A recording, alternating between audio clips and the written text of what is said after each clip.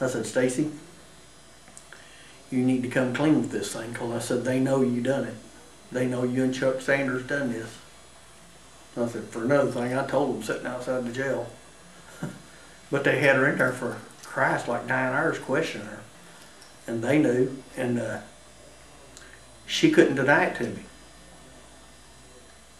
I mean, if I didn't do it, I'm going to deny it,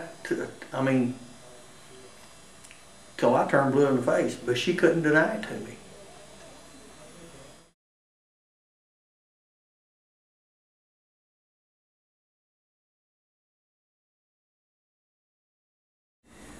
Rick's case was incredibly unjust.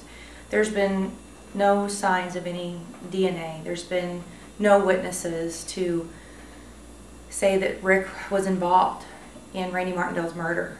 There were no cameras. There were no fingerprints. A lot of it was very questionable. A lot of evidence wasn't ever overturned. The jury did not hear a lot of the information that they should have to make a valid decision.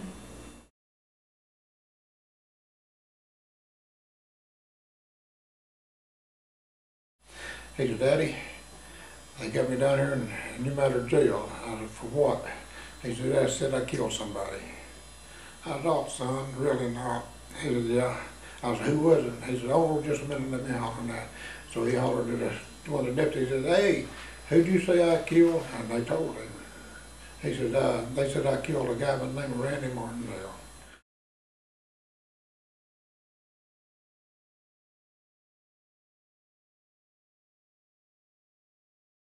I'm Reverend Evans, here on behalf of Ricky Clay to make him understand that I believe he's innocent. I think Randy will rest better if we get Rick off, because Rick didn't do this, and Randy knows Rick didn't do this. Randy didn't even know Rick Clay. And I mean, he wouldn't want something like this. He was a good guy, and he wouldn't want something like this. It's not Rick's time to die because he's not guilty. My brother's innocent. We're here to try to convince Governor Nixon to save my dad's life, to beg and plead, because that's all we can do. We don't have, that's all I can do. I've done everything I can. It's pretty emotional. Rick was just like a brother, you know, just a good guy that just loved everybody. He loved life, and he loved his son, Kiefer. I remember when Karen and Rick had Kiefer. He was the proudest dad I ever saw in my life. I mean, he loved that boy. Whew, wow. Everywhere you saw Rick, you saw Kiefer.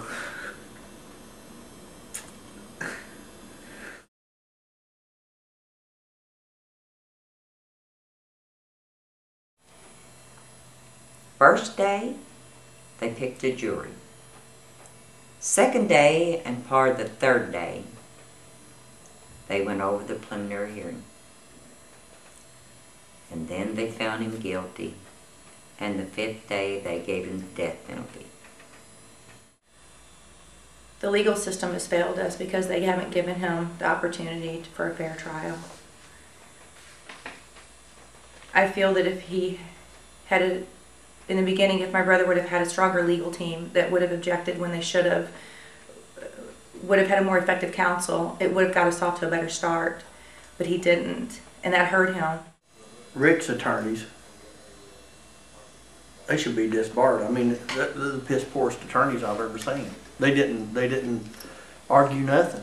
I mean, if Kenny got up there and said Rick Clay only has 4 fingers on one hand, they would agree with him, even though he'd be holding up 5. I mean, they didn't argue nothing. They didn't object to anything.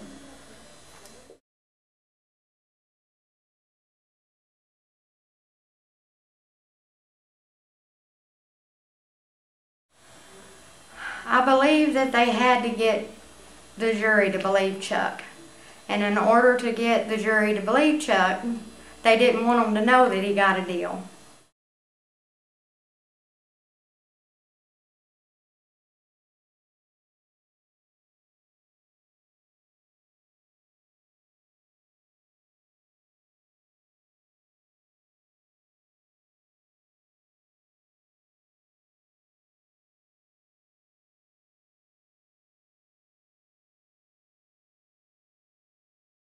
My name's Joshua Keyser. The reason why I'm here is because I was, like Ricky Clay, was prosecuted by Kenny Holsoff, and believe strongly that the probability of a man's innocence is increased when he's prosecuted by Kenny Holsoff. Just within the last 2 years alone, Kenny Holsoff has had 2 major murder convictions overturned. That's a fact. Myself and Dale Helmick. And he has others under review.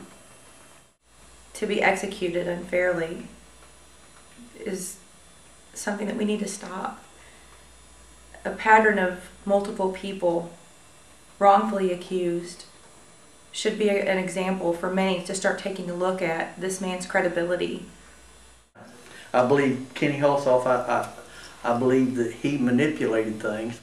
When Claude McFerrin told me that he saw 2 people in the car, we were standing on the back step and he come out to take a smoke or something, because I didn't smoke that time. And Claude come out to, and he stated the fact that he saw 2 people in the car, and he said, I don't care what they make me say up there, I know what I saw. Well, when I mentioned this to Kenny Holsoff and Riley Bach, they told me, you can't say nothing about that because that's just hearsay. Well, the hearsay was straight from the horse's mouth. But they let him get up on the stand and testify that he only saw 1 person in the car. I'm a private citizen. If I go and lie to a jury, I could face perjury charges. I could go to jail. I hold him higher up than me. He took an oath. Yet he's not punished for it. No slap on the hand. Rick's case ain't the first case. It's probably not going to be the last if they look. Stacy's the one that shot Randy. I knew this before because I knew, you know, sitting in the court and seeing the evidence as they laid it out too also proved it to me. Stacy Martindale and Chuck Sanders have moved on with their life. Is the 15 years that Stacy was supposed to have gotten and 10 years probation that got dropped down to 5 years probation Chuck got, is that supposed to be enough and my brother is going to lose his life? That's not fair. Because Stacy's out. Rick Clay's in jail and Stacy's out.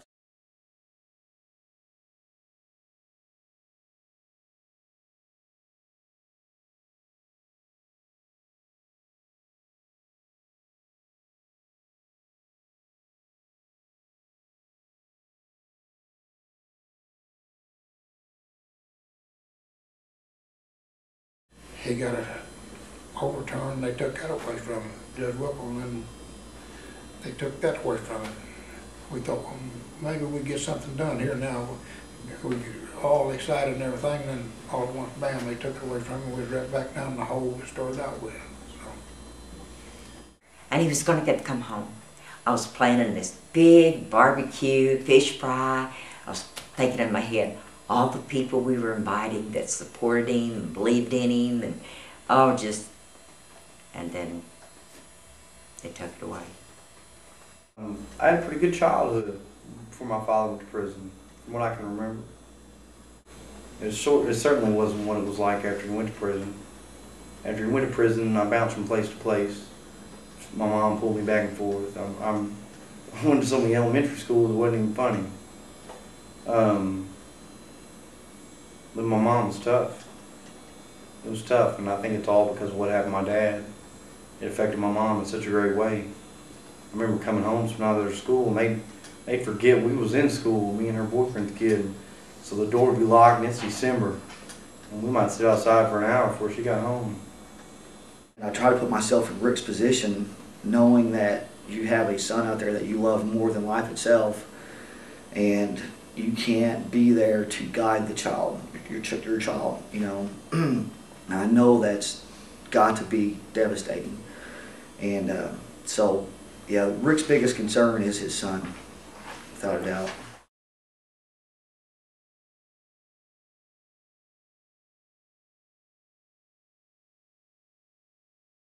All the time he was there, he tried to follow the rules. He tried to stay out of trouble, because if you have so many write-ups, you don't get to have a visit. You don't get to have the kind of visit I'm talking about where you don't have to talk behind glass. You don't get to have food days. If you maybe have one, but if you don't have any write-ups, you can have another one. And we look forward to that.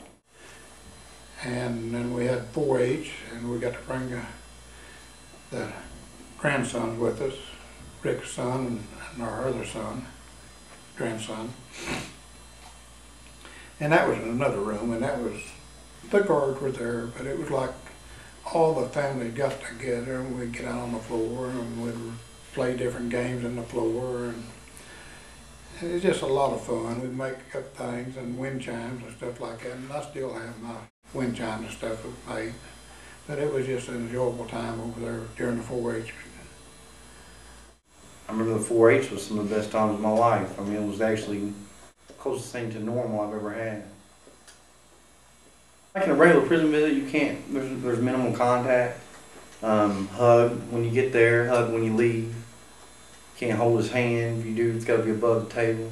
In 4-H, all them restrictions were gone. I mean, my dad got to participate in 4-H because he had only had one violation in a maximum security prison within so many years. I mean, he's only had one violation ever. We go on 4-H, you know. He was the first one to nominate me for 4-H president. Man, I couldn't have been happier that day. And I went on to become a 4-H leader for 4-H president for 4 years. And he kept telling me, you know, I'm proud of you, proud of you. And that just kept making you feel good, you know, you just want to keep doing it. Boy, when days like 4-H or just regular visit days, you know, getting to see him and getting the advice that he gave me, I felt like I had a dad.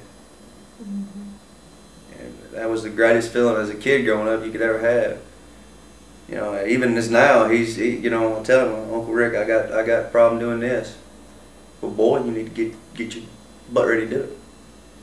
And it's like, you know, it's like your dad in the background going, don't quit, keep going. And that it keeps me uplifted every day, every time I hear him say it.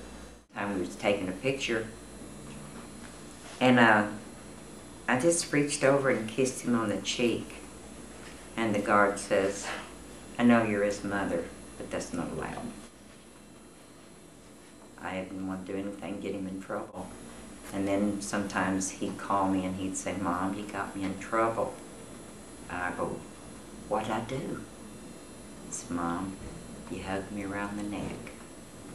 I go, oh, Ricky, I am so sorry. I would never do anything to get you in trouble. And he would just kind of laugh and he'd say, that's okay, Mom. If I get rolled up because my mom hugged my neck, it's worth it.